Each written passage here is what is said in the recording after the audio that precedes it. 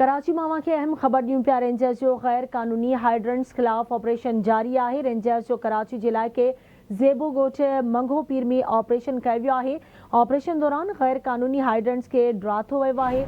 Rangers तर्जमान पारां ॼाणायो वियो आहे त रेंजर्स पारां हेल ताईं गैर कानूनी हाइड्रेंट्स ख़िलाफ़ 87 ऑपरेशन्स कया विया आहिनि, जॾहिं त ऑपरेशन खां पोइ 200 मिलियन गैलन रोज़ानो पाणी जी फराहमी बहाल कई वई आहे।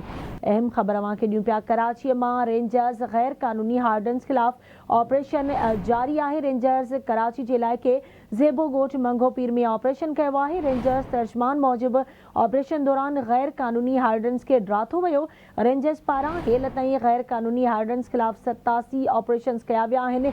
ऑपरेशन खां पोइ 200 मिलियन गैलन रोज़ानो पाणी जी फराहमी बहाल कई वई आहे। तफ़सील मालूम कंदासीं कराची मां आवाज़ जे रिपोर्टर आमिर सुप्रो खां। जी आमिर, कहिड़ा तफ़सील आहिनि हिन हवाले सां आगाह कजो।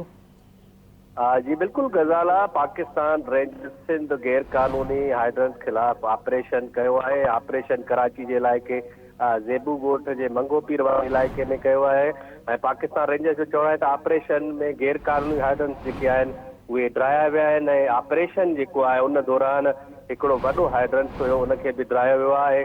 39 गैर कानूनी सब सॉइल जेके कनेक्शन आहिनि उहे बि कटिया विया आहिनि ऐं 17 जेको आहे बंदि जेके कनेक्शन हुया गैर कानूनी उन्हनि खे बि हू कयो वियो आहे, ड्रायो वियो आहे। ऑपरेशन दौरान 200 मिलियन गैलन पाणी जेको आहे कराची में उहो फराहम कयो वियो आहे। पाकिस्तान रेंजर्स जो चवणु आहे ऐं ऑपरेशन दौरान जेको आहे 200 खां वधीक जेके माण्हू आहिनि मुलज़िम आहिनि उन्हनि खे बि गिरफ़्तार कयो वियो आहे ऐं 39 जेके गैर कानूनी कनेक्शन हुया उहे बि कटिया विया आहिनि। पर पाकिस्तान रेंजर्स जो चवणु आहे त जेके गैर कानूनी हलंदड़ कराची में ऑपरेशन आहिनि उहे जारी आहे। उन्हनि खिलाफ़ वधीक जेके आहे जेकी गैर कानूनी हली रहिया आहिनि उन्हनि जी जेको कनेक्शन आहिनि उहे कटिया वेंदा। जी ठीकु आहे, मुंहिंजी महिरबानी आमिर अपडेट करण लाइ।